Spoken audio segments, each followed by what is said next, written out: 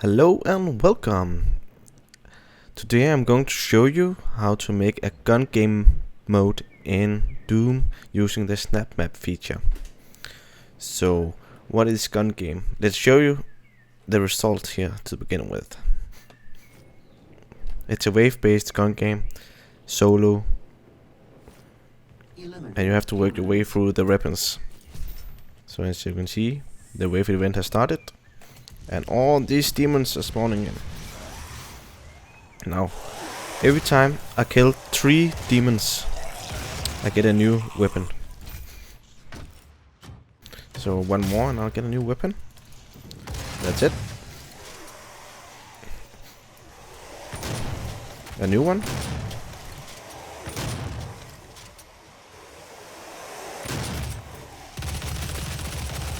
And yet another one.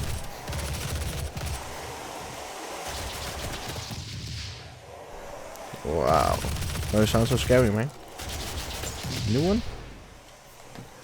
I have one. Okay.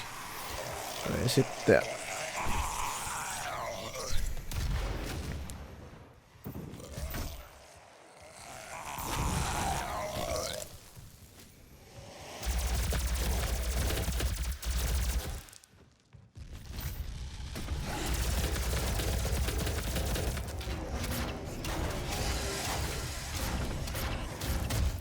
Gatling gun. Vortex rifle.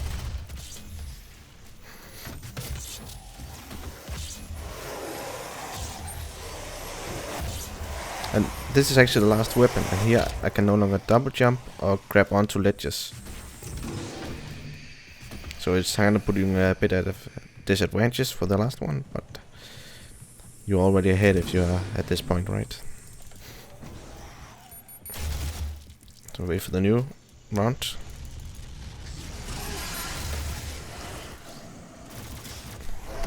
And here we have 33 kills, and the gun game has ended.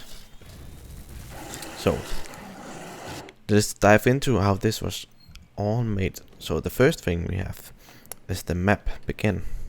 When the map starts, we will adjust our HUD, our gameplay, and our score. So for the heads-up display, we are going to show the kills and the playtime. So that's just my decision. Of course, you can use whatever you want. Gameplay settings.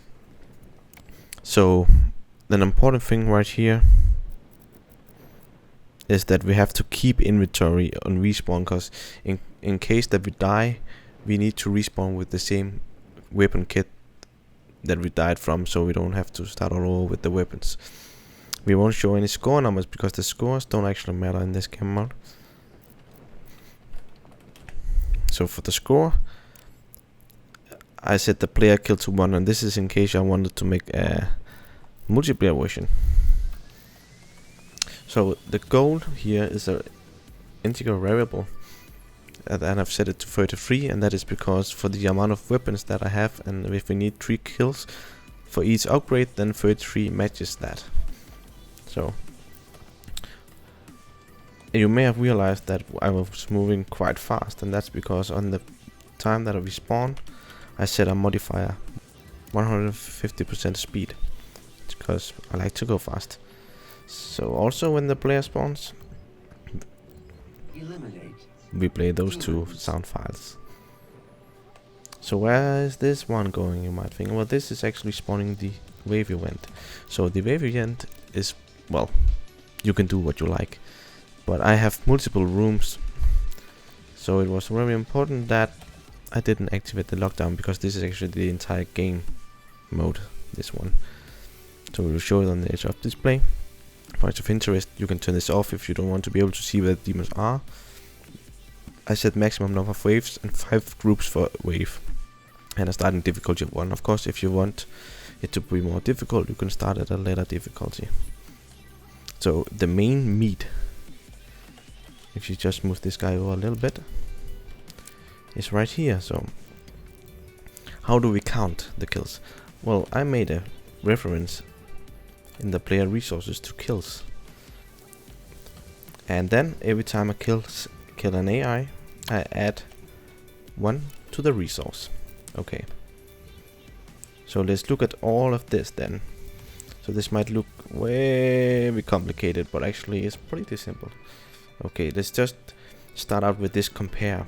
Integer compare, what is that? Well, if we look at it, we are comparing the goal to the amount of kills.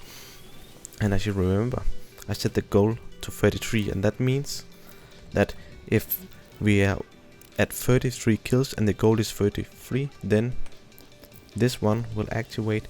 And you might wonder what this actually means. Well, this means that it have to be higher or equal to the left hand side, the goal. And why does it need to be higher? I mean, when we reach 33 kills, why does we need to check if it's higher? Well, that is because if we kill someone with an explosion, you know, we might kill multiple enemies at the same time. And if we didn't check for more than 33, we might actually skip this statement. And this is where we have the win condition. And this determine end is also made only because we might have more players at some point. So this is actually only for that. So we are counting on the kills as the player score, and the one with the highest value will win. So that's pretty simple. So let's take all of this as a beginning. Okay, we have this count. Well, what does this count for? Well, it's set to 3. And as you remember, I said that every 3 kills we get a new weapon. Well, this is actually it, because every time we kill an AI, we add 1 to the count. And every time that the count has reached 3, it will send a signal. So when the count have been reached like this, we will signal this sequencer.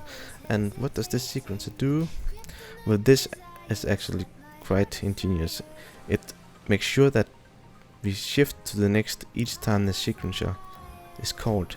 So the first time the signature has been signaled, it will use this one. The next time it will use this one. So an important thing to check in here is that we only want 1 output per signal, because as you can see in the description, if we didn't do that, then it would output to them all. So very important that we do this. So what is this part? Well, this is actually the loadout that we are giving. So if you go into this one, you can see the first one is combat shotgun explosive shot. So this is after the first 3 kills, you get this weapon. Then when you have killed 3 more enemies, this count is reached 3 again. It has sent a new signal to a sequencer, and it will pick this loadout, which is the super shotgun.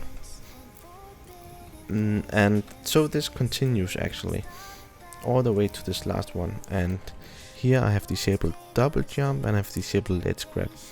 So although this looks very difficult and very complicated, it's actually quite simple. So well, I did do some other things to this map in case you wanted to see.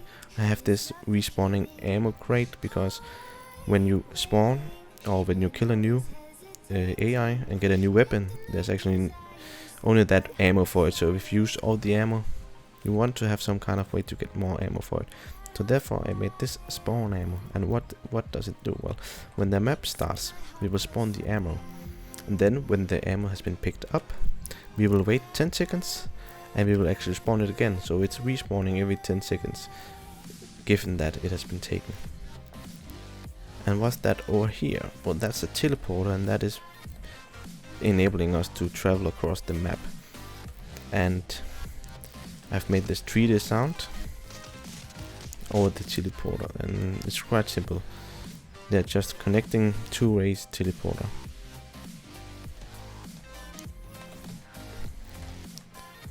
Wow, why is the elevator? Okay, and down here we go, and that's it. Let's just get from one part of the map to the other. And obviously, when you're playing solo, you might not use this part over here that I just mentioned, but you could add some things to it if you like, you know. Here you have the options to add all kind of stuff, only that you could possibly imagine.